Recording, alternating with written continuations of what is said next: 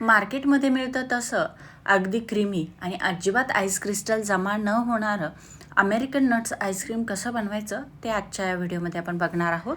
बऱ्याचदा घरगुती आईस्क्रीम बनवताना त्यामध्ये आईस क्रिस्टल जमा होतात किंवा ते हार्ड होतं. मग असं होऊ नये, छान क्रीमी टेक्स्चरचं आईस्क्रीम व्हावं यासाठी लागणारी संपूर्ण माहिती आजच्या या व्हिडिओमध्ये मी तुमच्यासोबत शेअर केलेली आहे. तर असं हे अमेरिकन नट्सचं आईस्क्रीम जर आपण बाजारामध्ये विकत घ्यायला गेलो तर नक्कीच इतर आईस्क्रीमपेक्षा जास्त किंमत मोजावी लागते. मग घरगुती साहित्यात अगदी झटपट हे आईस्क्रीम कसं बनवायचं ते बघूयात. नमस्कार, मी सुप्रिया, रेसिपीज बाय सुप्रियामध्ये आपल्या सगळ्यांचं खूप खूप खूप मनापासून स्वागत आहे. आईस्क्रीम बनवण्यासाठी लागणारं सगळं साहित्य हे मेजरिंग कपने किंवा घरातल्या कुठल्याही वाटेने मोजून घ्यायचं आहे. तर या ठिकाणी मी 2 कप फुल फॅट म्हशीचं दूध घेतलेलं आहे. शक्यतो म्हशीच्या दुधाचा वापर करायचा आहे. आता या दुधामध्ये 3 टेबलस्पून इतकं कॉर्नफ्लॉवर घालून घ्यायचं आहे. कॉर्नफ्लॉवरमुळे छान घट्टसरपणा आईस्क्रीमला येतो. याच मेजरिंग स्पूनने 4 स्पून साखर घालून घ्यायची आहे. साखरेचं प्रमाण हे तुम्ही तुमच्या आवडीनुसार कमी जास्त करून घेऊ शकता. आता यामध्ये 1/4 कप मिल्क पावडर घालून घ्यायची आहे. मिल्क पावडरमध्ये गोडवा असतो आणि छान क्रीमी टेक्स्चर येण्यासाठी मिल्क पावडरने मदत होते. आता हे सगळं साहित्य आपल्याला व्यवस्थित मिक्स करून घ्यायचं आहे. दूध हे नॉर्मल टेम्परेचरचं असलं पाहिजे, हे मी सांगायला विसरले होते. तर दूध नॉर्मल टेम्परेचरचं हवं, ते व्यवस्थित मिक्स करून घ्यायचं आणि मग त्यानंतर ते गॅसवरती ठेवून मंद आचेवरती शिजवून घ्यायचं आहे. सुरुवातीला 2 ते 3 मिनिटासाठी कंटिन्यू हे मिश्रण आपल्याला ढवळत राहायचं आहे, कारण कॉर्नफ्लॉवर हे पटकन पातेल्याला चिकटतं आणि करपण्याची शक्यता असते. त्यामुळे सुरुवातीचे 1-2 मिनटं व्यवस्थित हे मिश्रण आपल्याला विस्करने मिक्स करून घ्यायचं आहे. 2 ते 3 मिनिटानंतर मिश्रण हे हळूहळू घट्ट व्हायला सुरुवात होते. आईस्क्रीम बनवताना सगळ्यात महत्त्वाची स्टेप म्हणजे हे मिश्रण आहे. मंद आचेवरती छान कंटिन्यू ढवळून घेत हे आपल्याला मस्त थिक किंवा घट्ट बनवून घ्यायचं आहे. यामुळे आईस्क्रीमला छान क्रीमीनेस आणि अजिबात आईस क्रिस्टल जमा न होणारं आईस्क्रीम आपलं तयार होतं. जर हे आपण फुल गॅसवरती बनवलं तर त्यामध्ये हमखास आईस क्रिस्टल हे जमा होतात. त्यासाठी मंद आचेवरती व्यवस्थित हे मिश्रण उकळून घ्यायचं आहे.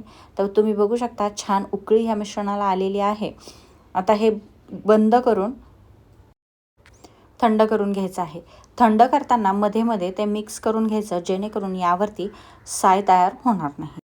तर थंड झाल्यानंतर या पद्धतीचं घट्टसर आणि मलईदार असं हे दुधाचं मिश्रण तयार होतं. आता हे मिश्रण आपल्याला एका मोठ्या भांड्यामध्ये काढून घ्यायचं आहे.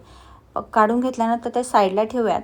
आणि आता या ठिकाणी मी व्हिप क्रीम वापरलेली आहे, जी केकसाठी वापरली जाते. त्यावरती व्हिप टॉपिंग असं लिहिलेलं असतं. मार्केटमध्ये वेगवेगळ्या ब्रँडचे केक शॉपमध्ये या पद्धतीची व्हिप क्रीम सहजपणे अवेलेबल होते. तुम्ही कुठल्याही ब्रँडची व्हिप क्रीम या ठिकाणी वापरू शकता. आता 2 कप दुधासाठी 2 कप व्हिप क्रीम आपल्याला घ्यायची आहे. जर तुम्हाला हवं असेल तर व्हिप क्रीम थोडीशी कमी वापरली तरीही चालेल. व्हिप क्रीमऐवजी जर फ्रेश क्रीम घ्यायची असेल तर ती देखील याच मेजरमेंटने आपल्याला घ्यायची आहे. परंतु व्हिप क्रीममध्ये साखर असते, त्यासाठी मी व्हिप क्रीमचा वापर या ठिकाणी केलेला आहे. आता ही व्हिप क्रीम आपल्याला फेटून घ्यायची आहे. त्यासाठी एकतर विस्करचा वापर करायचा आहे किंवा मग या पद्धतीचं मार्केटमध्ये वेगवेगळ्या ब्रँडचे बीटर येतात. त्यासाठी यामध्ये ब्लेड्स असतात, त्या ब्लेडने व्हिप क्रीम छान पटकन फेटली जाते. तर अशा पद्धतीने आपल्याला ही क्रीम सुरुवातीला जर बीटरचा वापर करणार असाल तर 1 किंवा 2च्या मोडवरती ठेवून व्यवस्थित बीट करून घ्यायची आहे. साधारणतः 1.5 ते 2 मिनिटामध्ये ही क्रीम थोडीशी व्हिप होते. त्यानंतर टर्बो मोडवरती हे मिश्रण आपल्याला व्यवस्थित फेटून घ्यायचं आहे. तुम्ही बघू शकता जसे जसे क्रीम फेटली जाईल तशी तशी ती घट्ट होत जाते आणि आपल्याला केकपेक्षा अगदी कमी अशी ही क्रीम फेटून घ्यायची आहे. तुम्ही बघू शकता पीक उभा राहतोय, परंतु तो खाली देखील पडतोय. म्हणजे अशा पद्धतीचे जास्त घट्टही नाही आणि जास्त पातळही नाही, या पद्धतीवरती क्रीम छान बीट करून घ्यायची आहे. जर क्रीम जास्त बीट झाली तर आईस्क्रीम हे जास्त क्रीमी लागतं, त्याची टेस्ट बिघडते. आता दुधाचं जे मिश्रण तयार करून ठेवलं होतं त्यामध्ये 1/4 कप इतकं कंडेन्स मिल्क घालून घ्यायचं आहे. आपण मार्केट स्टाईल बनवत आहोत, त्यामुळे या ठिकाणी कंडेन्स मिल्कचा वापर केलेला आहे, जेणेकरून अगदी मार्केटसारखी परफेक्ट आपली टेस्ट तयार होईल. जर तुम्हाला हवं असेल तर कंडेन्स मिल्कऐवजी ज्यावेळी आपण दुधाचं मिश्रण शिजवतो त्यावेळी 1/4 कप साखर देखील ॲड करून घेऊ शकता, जेणेकरून आपल्याला नंतर कंडेन्स मिल्क घालायची गरज पडत नाही. सगळं मिश्रण व्यवस्थित ढवळून घेतलं की मग यामध्ये व्हिप करून ठेवलेली क्रीम घालून घ्यायची आहे. आता हे सगळं मिश्रण आपल्याला स्पॅच्युलाने व्यवस्थित मिक्स करून घ्यायचं आहे आणि मग बीट करायचे आहे. कारण ऑलरेडी आपण क्रीम बीट केलेली आहे आणि लगेच जर आपण पुन्हा एकदा बीट केली तर ऑलरेडी ती क्रीम थंड आहे आणि त्यामुळे ती ओव्हरबीट होण्याची शक्यता असते. त्यासाठी स्पॅच्युलाने व्यवस्थित सगळं मिक्स करून घ्यायचं आणि मग बीटरने व्यवस्थित पुन्हा एकदा एक अर्धा मिनिट हे बीट करून घ्यायचं आहे. यामुळे क्रीम आणि दुधाचं मिश्रण एकसारखं व्यवस्थित एकजीव होतं. आता हा झाला आपला प्लेन बेस. या बेसपासून तुम्हाला हवे त्या फ्लेवरची आईस्क्रीम तुम्ही बनवून घेऊ शकता.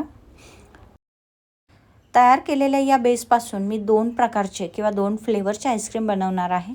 त्यामुळे यातले अर्धी क्रीम मी दुसऱ्या भांड्यामध्ये काढून ठेवली आहे. आता या मिश्रणामध्ये 1 टीस्पून एवढं व्हॅनिला इसेन्स घालून घ्यायचं आहे. अमेरिकन नट्समध्ये मोस्ट ऑफ व्हॅनिला इसेन्सचा वापर केला जातो. त्यानंतर यामध्ये तुमच्या आवडीनुसार ड्रायफ्रूट्स ॲड करून घेऊ शकता. या ठिकाणी मी पिस्ता, बदाम आणि काजू घालून घेतलेले आहे. तुमच्याकडे जर काळे मनुके असतील तर तेही यामध्ये घालून घेऊ शकता. त्यानंतर यामध्ये बारीक चिरून घेतलेली जेली घालायची आहे. तर मला जेली अवेलेबल नव्हती म्हणून मी जेलीचे जे चॉकलेट होते ते कट करून घेतले आणि ते यामध्ये घालून घेतलेले आहेत. तुमच्या आवडीनुसार यामध्ये जेलीचं प्रमाण हे कमी जास्त करू शकता. आता हे स्पॅच्युलाने एकसारखं एकजीव करून घ्यायचं आहे. तुम्ही बघू शकता अगदी परफेक्ट क्रीमी असा आपला बेस जो आहे तो तयार झालेला आहे आणि एकसारखं हळुवारपणे हे सगळं व्यवस्थित मिक्स करून घ्यायचं आणि मग यावरती जे थोडीशी जेली आपण साईडला ठेवून घेतली होती ती देखील घालून घ्यायची आणि पुन्हा एकदा एकसारखं व्यवस्थित एकजीव करून साधारणतः मी 10 ते 12 चॉकलेटच्या जेली यामध्ये घालून घेतलेले आहे. तुम्हाला जर जेलीचं प्रमाण जास्त हवं असेल तर जास्त प्रमाणामध्ये देखील जेली यामध्ये ॲड करून घेऊ शकता. तर अशा पद्धतीने सगळं एकसारखं व्यवस्थित मिक्स करून घेतलेलं आहे. आता हे आपल्याला एअरटाईट कंटेनरमध्ये भरून घ्यायचं आहे. त्यासाठी मी या ठिकाणी प्लास्टिकचा बाऊल घेतलेला आहे. प्लास्टिकच्या किंवा काचेच्या बाऊलमध्ये आईस्क्रीम सेट करायचं आहे. ही सगळ्यात महत्त्वाची टिप्स आहे. काचेच्या भांड्यामध्ये किंवा प्लास्टिकच्या भांड्यामध्ये आईस क्रिस्टल कमी प्रमाणामध्ये तयार होतात आणि 6 ते 7 तासासाठी हे आपल्याला मीडियम टेम्परेचरवरती सेट करून घ्यायचं आहे. टेम्परेचर देखील तितकंच महत्त्वाचं असतं. टेम्परेचर हाय किंवा लो असेल तरीही आईस क्रिस्टल हे जमा होतात. तर रात्रभरासाठी मी हा आईस्क्रीम सेट करून घेतलेला आहे आणि यावरती गार्निशिंगसाठी थोडीशी जेलीज देखील घालून घेतलेली आहे. तुम्हाला हवं असेल तर यावरती थोडेसे ड्रायफ्रूट्स देखील गार्निशिंगसाठी घालून घेऊ शकता. तर अतिशय क्रीमी आणि परफेक्ट टेक्स्चरचं आईस्क्रीम आपलं तयार झालेलं आहे. आता या आईस्क्रीमचं टेक्स्चर मी तुम्हाला दाखवते. त्यासाठी एका ग्लासमध्ये मी पाणी घेतलेलं आहे. त्यामध्ये स्कूप घेतलेला आहे. तो स्कूप मी अगोदर पाण्यामध्ये बुडवून घेणार आहे आणि मगच आईस्क्रीम हे काढून घेणार आहे. तर तुम्ही बघू शकता आईस्क्रीमचं टेक्स्चर एवढं सुंदर आलेलं आहे. अजिबात आईस क्रिस्टल नाहीत किंवा हार्ड देखील नाही. एकदम क्रीमी आणि परफेक्ट मार्केट स्टाईल आपलं आईस्क्रीम तयार झालेलं आहे. अगदी घरगुती साहित्यामध्ये मार्केटसारखं क्रीमी आणि अजिबात आईस क्रिस्टल जमा न होणारं परफेक्ट आईस्क्रीम आपलं तयार झालेलं आहे. याच पद्धतीचे वेगवेगळे आईस्क्रीम रेसिपी चॅनलवरती अपलोडेड आहेत. त्या तुम्ही नक्की बघा. मी त्याची लिंक डिस्क्रिप्शन बॉक्समध्ये दिलेली आहे. आजची रेसिपी तुम्ही नक्की ट्राय करून बघा आणि मला कमेंट करून सांगा की ही रेसिपी तुम्हाला कशी वाटली. रेसिपी आवडली असेल तर लाईक करा, शेअर करा.